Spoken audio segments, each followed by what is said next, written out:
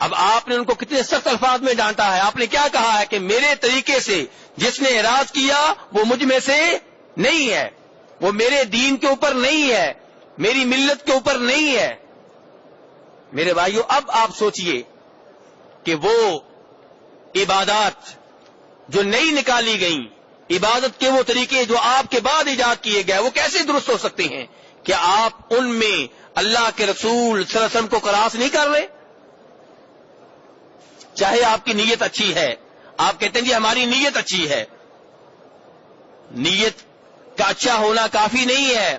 کوئی بھی عبادت اس وقت تک اللہ تبارک و تعالیٰ کے ہاں قابل قبول نہیں ہے جب تک کہ اس میں دو چیزیں نہ پائی جائیں. نمبر ایک, نیت اچھی ہو, وہ عبادت اللہ کے لیے ہو, غیر اللہ کے لیے نہ ہو, ریاکاری اس کا مقصد نہ ہو. دوسرے نمبر پہ یہ کہ اس عبادت کے اوپر جناب رسول اکرم صلی اللہ علیہ وسلم کی سٹیمپ ہو, آپ کی مہر لگی ہوئی ہو. عبادت اللہ تبارک و تعالیٰ کی اور طریقہ جناب رسول اکرم صلی اللہ علیہ وسلم کا. آئیے ایک اور حدیث سنیے, یہ بھی بخاری شریف میں ہے. روایت کرنے والے صحابی کا نام ہے برا ابن عازب. کہتے ہیں کہ نبی صلی اللہ علیہ وسلم نے مجھے بلایا اور فرمایا, برا, جب رات کو بستر پہ جانے لگو, جب رات کو سونے لگو تو اس سے پہلے وضو کر لیا کرو. توضأ وضوءک للصلاۃ, وہ وضو جو نماز کے لیے کرتے ہو ویسا ہی وضو کر لیا کرو. فرمایا ثم اضطجع علی شقک الایمن, پھر دائیں سائڈ پہ لیٹ جاؤ. آپ کی سنت کیا ہوئی میرے بھائیوں؟ سونے سے پہلے وضو کرنا اور دائیں سائڈ پہ لیٹنا. یہ ہے اسلام. اسلام یہ نہیں کہتا کہ سونے سے پہلے آپ گندی فلمیں دیکھیں, سونے سے پہلے آپ گندی کہانیاں پڑھیں اور سنیں. اسلام یہ نہیں کہتا کہ موسیقی کمرے میں چلاتے ہوئے سو جائیں. نہیں میرے بھائی, ہو سکتا ہے یہ آخری رات ہو سکتا ہے اس کے بعد اٹھنا نصیب میں نہ ہو.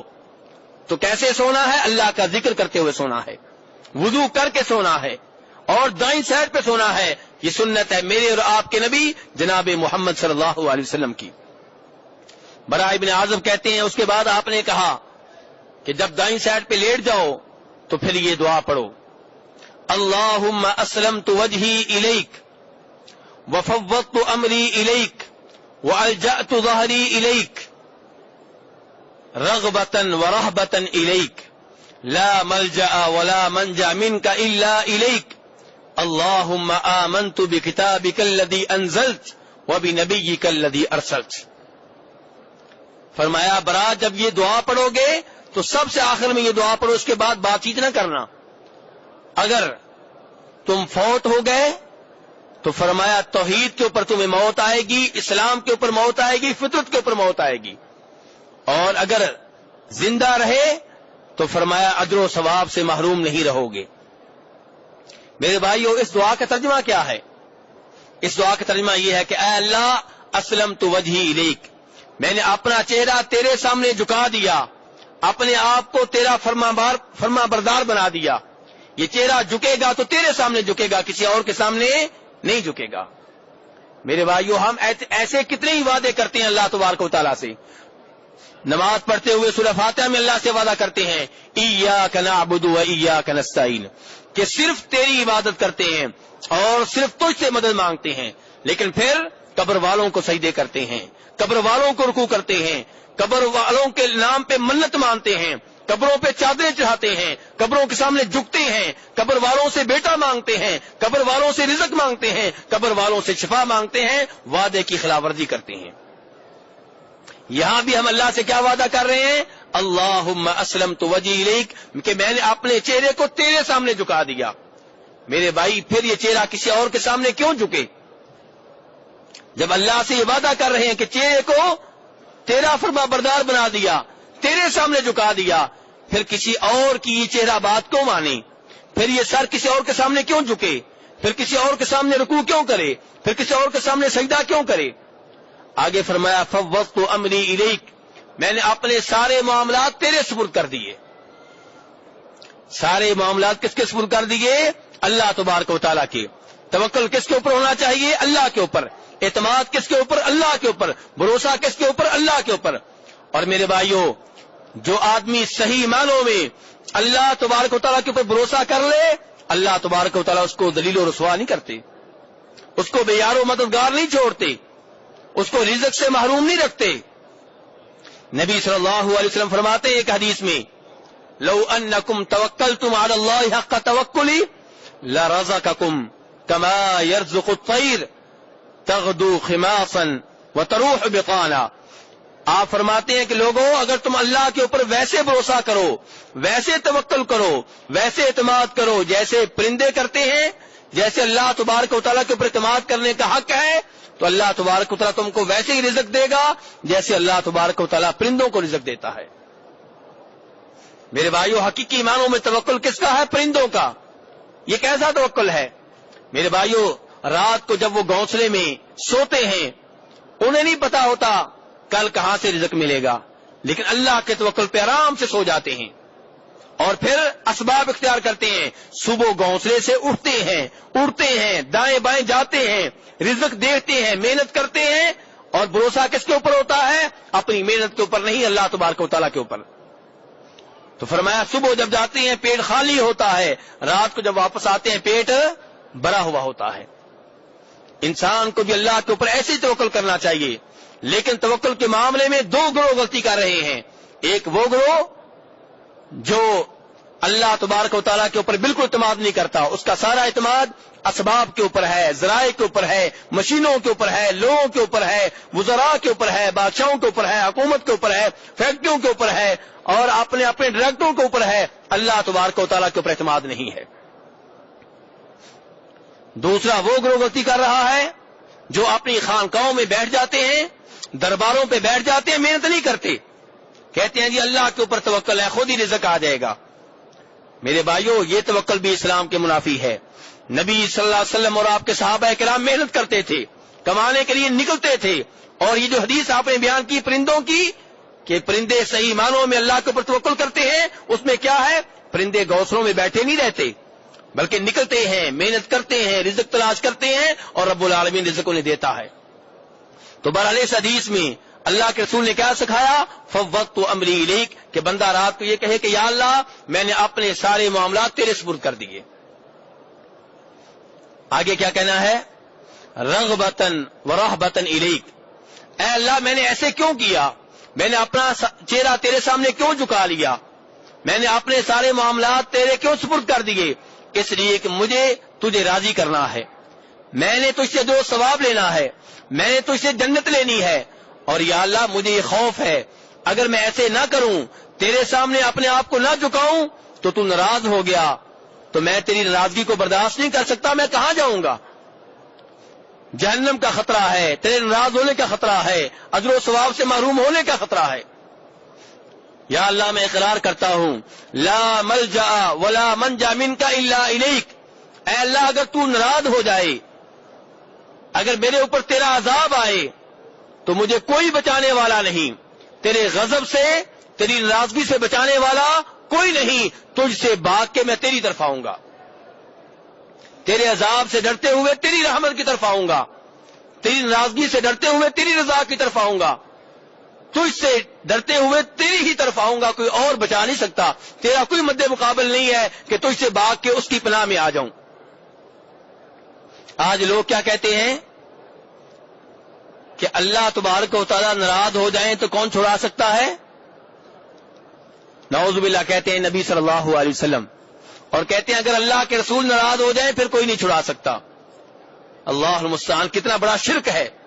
اور نبی صلی اللہ علیہ وسلم اپنے صحابی کو کیا سکھا رہے ہیں کہ تم یہ کہو کہ اے اللہ تو ناراض ہو جائے تو کوئی پناہ دینے والا نہیں، میرے لیے نجات کی جگہ کوئی نہیں، تجھ سے ڈر کے تیری طرف ہی آؤں گا، تجھ سے بھاگ کے تیری طرف آؤں گا، تیرے غضب سے ڈرتے ہوئے تیری رحمت کی طرف آؤں گا، تجھ سے بچانے والا تو ہی ہے، کوئی اور نہیں ہے۔ اس کے بعد کیا کہا؟ اللہم آمنت بکتابک الذی انزلت، اے اللہ میں تیری اس کتاب کے اوپر ایمان لایا جو تو نے نازل کی ہے، قرآن۔ اے اللہ میں تیرے اس نبی کے اوپر ایمان لایا جس کو تو نے بھیجا ہے۔ اب میرے بھائیوں، میں جو بات کرنا چاہتا ہوں اس حدیث سے وہ اب دھیان سے سنیے۔ براء بن عازب کہتے ہیں جب آپ نے یہ عظیم الشان دعا مجھے بتائی تو میں نے آپ کے سامنے دہرائی تاکہ مجھے زبانی یاد ہو جائے۔ دہراتے دہراتے جب میں دعا کے آخری الفاظ پہ پہنچا میں نے کہا اللہم آمنت بکتابک الذی انزلت وبنبیک الذی ارسلت. میں نے نبی کی جگہ پہ رسول کہہ دیا. نبی کی جگہ پہ کیا کہہ دیا؟ رسول کہہ دیا. نبی صلی اللہ علیہ وسلم نے کہا نہیں، نبی کی جگہ پہ رسول ہی کہو. میرے بھائیوں، حالانکہ آپ نبی بھی تھے، آپ رسول بھی تھے، تو نبی اور رسول ایک ہی آدمی ہیں، اللہ کے رسول صلی اللہ علیہ وسلم. لیکن آپ نے اپنے صحابی کو اس بات کی اجازت نہیں دی کہ وہ نبی کی جگہ پہ رسول کہیں. فرمایا نبی کی جگہ پہ نبی کہو. تو میرے بھائیوں، جب اس دعا میں ایسی تبدیلی کرنے کی اجازت نہیں ہے جس کا مطلب ایک ہی ہے، جس سے معنی کے اوپر کوئی فرق نہیں پڑے گا، تو پھر ہمیں کس نے اس بات کی اجازت دے دی ہے کہ ہم عبادات کو تبدیل کریں، عبادات کو نئی شکل دیں، عبادات کی تعداد اپنی طرف سے مقرر کریں، عبادات کی نئی کیفیت اپنی طرف سے بنائیں، عبادات کا کوئی خاص مخصوص کوئی ٹائم مخصوص کریں اور لوگوں سے کہیں کہ اس ٹائم یہ عبادت کیا کرو، یا عبادات کی کوئی جگہ مخصوص کریں اور لوگوں سے کہیں یہاں پہ یہ عبادت کیا کرو. میرے بھائیو، جو عبادت آپ نے عام بتائی ہے اسے عام رہنے دیجئے، اس کو تبدیل کرنے کی اجازت نہیں ہے. نہ آپ اس کا کوئی ٹائم خاص کر سکتے ہیں، نہ آپ اس کی جگہ خاص کر سکتے ہیں، نہ آپ اس کی تعداد خاص کر سکتے ہیں، نہ آپ اس کی کیفیت کو، حید کو تبدیل کر سکتے ہیں. جناب عبداللہ ابن عمر رضی اللہ عنہما سے روایت ہے ترمذی شریف میں، ان کے سامنے ایک آدمی کو چھینک آئی. اب میرے بھائیوں، جب چھینک آئے تو کیا کہنا چاہیے؟ کیا کہنا چاہیے میرے بھائیوں؟ الحمدللہ. اس آدمی نے کیا کہا؟ اس نے کہا الحمدللہ والسلام علی رسول اللہ، کہ میں اللہ کی حمد و ثنا بیان کرتا ہوں اور جناب رسول اکرم صلی اللہ علیہ وسلم کے اوپر سلام پڑھتا ہوں. میرے بھائیوں، نبی صلی اللہ علیہ وسلم کے اوپر سلام پڑھنا چاہیے کہ نہیں؟ پڑھنا چاہیے. اس سے اجر و ثواب ملتا ہے، کئی برکتیں اور رحمتیں حاصل ہوتی ہیں، اور یہ انسان کے لیے اعزاز کی بات ہے کہ وہ جناب رسول اکرم صلی اللہ علیہ وسلم کے اوپر سلام پڑھ رہا ہے. لیکن چھینک آنے کے بعد جو آپ نے دعا سکھائی تھی وہ صرف الحمدللہ تھی، اس میں والسلام علی رسول اللہ نہیں تھا. تو جب اس آدمی نے یوں کہا، عبداللہ ابن عمر ناراض ہو گئے، کہنے لگے مجھے بھی کہنا آتا ہے الحمدللہ والسلام علی رسول اللہ، لیکن یاد رکھو یہاں پہ نبی صلی اللہ علیہ وسلم نے ہمیں جو دعا سکھائی ہے وہ الحمدللہ ہے، اس میں والسلام علی رسول اللہ نہیں ہے. میرے بھائیوں، آپ دیکھیں عبادت میں کتنی احتیاط کی ضرورت ہے، ذرا بھی آپ تبدیلی نہیں کر سکتے. آپ اس کی ایک مثال لے لیں. اذان ہے ہمارے سامنے، اذان کا آخری کلمہ کیا ہے میرے بھائیوں؟ لا الہ الا اللہ. اب نبی صلی اللہ علیہ وسلم نے کہیں نہیں کہا کہ تم اس میں اضافہ نہیں کر سکتے، لیکن جو آپ نے اذان بتائی ہے اس کا آخری کلمہ ہے لا الہ الا اللہ. اب کوئی آدمی اٹھے کہے دی مجھے اللہ کے رسول سے بہت محبت ہے، آخری کلمہ یوں کہا کریں گے لا الہ الا اللہ محمد رسول اللہ. میرے بھائیوں، کیا یہ اذان درست ہوگی؟ نہیں ہوگی. حالانکہ رسول اکرم صلی اللہ علیہ وسلم نے کہیں نہیں یہ کہا کہ تم یہ کلمے کا اضافہ نہیں کر سکتے، لیکن آپ نے اصول بتا دیا ہے کہ من احدث فی امرنا ھذا ما لیس منہ فہو رد. جس نے بھی ہمارے دین میں کوئی نیا کام ایجاد کیا وہ نیا کام ریجیکٹ ہے، مردود ہے. یہ اصول، یہ قانون ہر عبادت کے اوپر فٹ ہوگا. جو بھی نئی عبادت آپ لے کے آئیں گے اس کے اوپر یہ قانون فٹ ہوگا، وہ ریجیکٹ ہو جائے گی. پہلے سے موجود عبادت میں آپ کو اضافہ کریں گے وہ بھی ریجیکٹ ہو جائے گا، اس حدیث کی بنیاد پہ، اس قانون اور اصول کی بنیاد پہ. امام مالک رحمہ اللہ کے پاس کوئی آدمی آیا، آ کے کہنے لگا امام صاحب مجھے یہ بتائیں کہ میں کہاں سے احرام باندھوں، کہاں سے میں عمرے یا حج کی نیت کروں. امام صاحب نے کہا اس میقات سے نیت کرو جو جناب رسول اکرم صلی اللہ علیہ وسلم نے مقرر کیا ہے. میرے بھائی ذرا اگر نہیں سننا چاہتے تو آپ سائڈ پہ ہو جائیں، دوسرے بھائیوں کو سننے دیں. آپ کافی دیر سے کر رہے ہیں، میرا درس خراب ہو رہا ہے آپ کی وجہ سے، ناراض نہ ہوں. تو میرے بھائی، امام مالک رحمہ اللہ سے وہ آدمی پوچھ رہا ہے میں کہاں سے عمرے یا حج کی نیت کروں. تو امام صاحب نے کہا اس میقات سے نیت کرو جو میقات جناب رسول اکرم صلی اللہ علیہ وسلم نے مقرر کیا ہے. وہ کہنے لگا اگر میں اس سے پہلے ہی نیت کر لوں، میقات سے پہلے، آپ اس کی مثال لے لیں، مسجد نبوی سے اگر نیت کر لی جائے تو اس میں کیا حرج ہے؟ امام مالک رحمہ اللہ نے کہا نہیں، وہاں سے نیت کرو جس میقات کو جناب رسول اکرم صلی اللہ علیہ وسلم نے نیت کرنے کے لیے مقرر کیا ہے۔ وہ کہنے لگا اس میں حرج کیا ہے، اس میں مسئلہ کیا ہے؟ میں اس جگہ سے پہلے نیت کروں گا جہاں سے اللہ کے رسول نے نیت کی ہے، تو میرے معاملے میں خیر میں اضافہ ہو جائے گا۔ میں 1 کلومیٹر 2 کلومیٹر 3 کلومیٹر 1 میل 2 میل 3 میل پہلے ہی میں عمرے میں داخل ہو جاؤں گا، حج میں داخل ہو جاؤں گا، یہ تو خیر میں اضافے والی بات ہے، یہ تو اور اچھائی والی بات ہے۔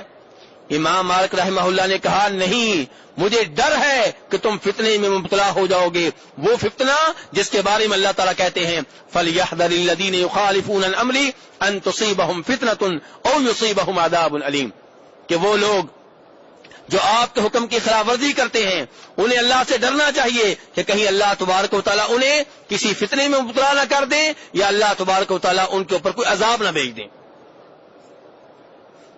میرے بھائیو آپ دیکھ لیں، اس آدمی کی نیت اچھی ہے، جو مسجد نبوی سے نیت کرے گا عمرے کی حج کی تو وہ پہلے ہی عمرے میں داخل ہو جائے گا، حج پہلے ہی سے حج میں داخل ہو جائے گا۔